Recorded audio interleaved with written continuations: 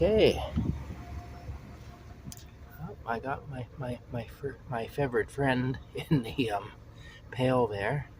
I've looped the seat belt for the handle, kind of got it wrapped around there, so that should keep him safe from any too much bouncing around. Um, yeah, we'll see how that works out.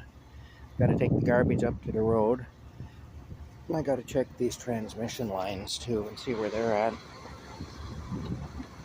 Yeah. Yeah. Well, let's see. Huh. Fingers are dry. Nothing there.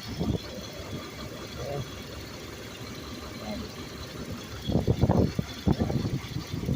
Seems all right. I will check the fluid level though, as well. When I get back, I'll check the fluid level. I got to take this out to the road though. Okay. We'll see you later.